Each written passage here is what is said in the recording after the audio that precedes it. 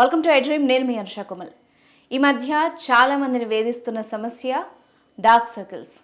ఒకప్పుడు ఏదైనా health issue ఉంటేనే చూసేవాళ్ళం, బట్ ఇప్పుడు అందరిలో అంటే ఫోన్స్ వాడడం కావచ్చు, వర్క్ స్ట్రెస్ కావచ్చు, చాలా రకాల కారణాల వల్ల వస్తుంది. అసలు డార్క్ సర్కిల్స్ రావడానికి మెయిన్ రీజన్స్ ఏంటి, ఏ ట్రీట్మెంట్ వల్ల అవి క్యూర్ అవుతాయి, వీటి గురించి మాట్లాడేందుకు మనతో పట్టున్నారు డాక్టర్ చంద్రావతి గారు, డెర్మటాలజిస్ట్, కేర్ హాస్పిటల్స్ నుంచి. వాళ్ళతో మాట్లాడదాం. నమస్తే మ్యామ్. నమస్తే అండి. డార్క్ సర్కిల్స్కి అసలు రీజన్స్ ఏంటి మేడం? డార్క్ సర్కిల్స్కి బేసిక్గా ఏంటంటే చాలా కారణాలు ఉన్నాయి. కారణాలు ఏంటంటే, ఒకటి వంశపారంపర్యంగా డార్క్ సర్కిల్స్ రావచ్చు. ఓకే. రెండోది ఏంటంటే, మన ఒంట్లో రక్తం తక్కువగా ఉన్న రక్తహీనత మూలంగా కూడా డార్క్ సర్కిల్స్ రావచ్చు. అది కాకుండా స్ట్రెస్, ఈ మధ్య కాలంలో స్ట్రెస్ అనేది చాలా ఎక్కువైపోయింది. ఈ నైట్ టైం షిఫ్ట్స్ అవి చేసే వాళ్ళకి, వీళ్ళందరికీ కూడా ఈ డార్క్ సర్కిల్స్ లేకపోయినా వచ్చే ఛాన్సెస్ ఎక్కువ ఉంటాయి. ఓకే. అలాగే నిద్రలేమి, రాత్రిపూట నిద్ర లేకుండా ఉండటం, ఎక్కువ టీవీ చూడటం, ఈ సెల్ ఫోన్స్ ఇవన్నీ చూడటం, ఇవన్నీ బాగా ఎక్కువైపోయినాయి. సో దాని మూలంగా కూడా ఎక్కువ అవుతుంది. ఇవి కాకుండా అడిషనల్గా కొన్ని స్కిన్ జబ్బులు కూడా డార్క్ సర్కిల్స్ కాజ్ చేస్తాయి. కొంతమందికి ఎలర్జీ ప్రాబ్లమ్స్ ఉంటాయి. వాళ్ళు అస్తమానం కళ్ళు నలుపుకుంటూ ఉంటారు, దాని మూలంగా కూడా నలుపు వచ్చేస్తుంది. మనం ఎక్కడైనా సరే స్కిన్ని నలుపుకుంటా ఉంటే నల్లటి పిగ్మెంటేషన్ వచ్చేస్తుంది. సో ఎటోపిక్ డెర్మటైటిస్ అని ఒక కండిషన్ అది. సో దానికి వాళ్ళకి ఏంటంటే, కొంచెం డస్ట్కి ఎక్స్పోజ్ అయినా వాళ్ళ కళ్ళకి దురద పట్టేస్తుంది. ఎలర్జిక్ బ్లెఫరైటిస్ అంటారు. అది వాళ్ళు అలా గోకోవటంతో అలా బాగా నలుపుకోవటం మూలంగా కూడా నలుపు వస్తుంది. అది కాకుండా ఇంకా కొంతమందికి పల్చగా ఉంటుంది స్కిన్, దాని మూలంగా కింద ఉన్న బ్లడ్ వెసల్స్ కనిపిస్తుంటాయి. అవును, అది తోటి నలుపు వస్తుంది. ఇది కాకుండా కొంతమందికి కళ్ళు లోతుగా ఉంటాయి, దాని మూలంగా లైట్ షేడ్ పడి నలుపుగా ఉన్నట్టు అనిపిస్తాయి. సో ఇప్పుడు విన్నారు కదా మీరు, ఇన్ని రకాల కారణాలు ఉంటాయి.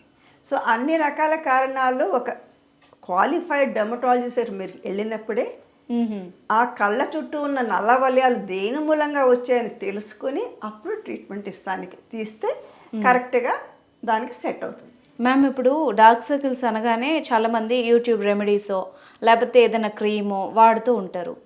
అసలు డార్క్ సర్కిల్స్ వస్తే తగ్గుతాయా, ఏ రకంగా వెళ్తే తగ్గుతాయి? అదే ఇప్పుడు మీరు అడిగారు, నేను ఇప్పుడే చెప్పాను. నేను ఇంచుమించు ఒక 10 కారణాలు చెప్పుంటాను. సో ఈ కారణాలు ఏమి తెలియకుండా ట్రీట్మెంట్ ఇస్తే, ఓకే, బ్యూటీ పార్లర్కో యూట్యూబ్ చూసో ఇవన్నీ చేస్తే వాళ్ళకి ఎట్లా తగ్గుతుంది? తగ్గదు కదా. అవును. సో ఆ కారణం ఏంటో తెలుసుకొని దానికి సరిపడే ట్రీట్మెంట్ ఇస్తేనే తగ్గుతుంది. ఓకే. ఇప్పుడు కళ్ళు నలుపుకునే వాళ్ళు ఉన్నారనుకోండి, వాళ్ళకి ఆ దురదకి తగ్గించాలి. ఫస్ట్ వాళ్ళకి దురద రాకుండా తగ్గించాలి, తర్వాత అప్పుడు బ్లాక్ వలయాలకి ట్రీట్మెంట్ ఇవ్వాలి.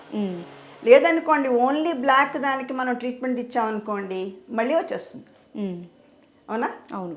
అలాగే ఎనీమియా ఉంది, రక్తహీనత ఉంది, అది మనం కరెక్ట్ చేయకపోతే ఎలా తగ్గుతుంది? అసలు ఒకసారి వస్తే తగ్గుతుందా? సో బయట టీవీల్లోనూ పేపర్లోనూ క్రీములు ఇస్తే ఈ క్రీమ్ పెట్టుకుంటే తగ్గిపోతుంది, ఆ సీరం పెట్టుకుంటే తగ్గిపోతుంది అనేదంతా వాళ్ళకి కారణాలు తెలియకుండా వాళ్ళు చెప్పినవన్నీ తీసి పెట్టుకుంటే దాంతో రిజల్ట్ అంత బాగా రాదు.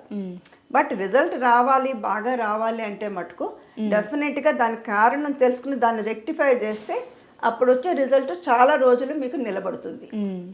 అసలు వస్తే తగ్గుతుందా? తగ్గుతుంది. ఓకే, నేను చెప్తున్నది అదే కదా, కారణాన్ని ట్రీట్ చేయాలి. ఓకే. సపోజ్ లోతుగా ఉందనుకోండి, దానికి ఫిల్లర్ పెడతాం. ఓకే. అదే పల్చగా ఉందనుకోండి స్కిన్, అక్కడ ఫ్యాటో ఏదో ఒకటి కనిపించకుండా చేస్తాం. ఓకే. బ్లడ్ వెసల్స్ కనిపించకుండా చేస్తాం. లోతుని పైకి లేపాలి, దానికి ఫిల్లర్ అవసరం. సో దేనికి ఏది అవసరమో, పిగ్మెంటేషన్ ఉందనుకోండి పైన పొరల్లో, వాళ్ళకి పీల్స్ ఇస్తాం. ఓకే. లేజర్ థెరపీస్ ఇస్తాం. ఓకే. అలా డిఫరెంట్. అండ్ అది అయిపోయిన తర్వాత, థెరపీస్ అయిపోయిన తర్వాత maintenance creams are important. Okay.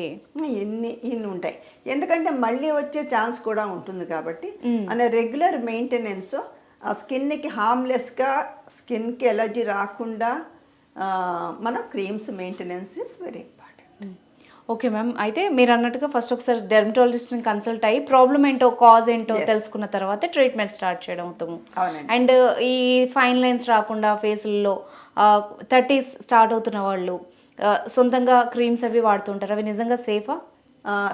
ఏదైనా కూడా నేను చెప్పేది ఏంటంటే వాళ్ళ స్కిన్కి తగ్గట్టు స్కిన్కి సూట్ అయ్యే క్రీమ్స్ ఏ వాడుకున్నా వాటితోటి వాళ్ళ స్కిన్కి హామ్ చేయకపోతే వాళ్ళు వాడుకోవచ్చు.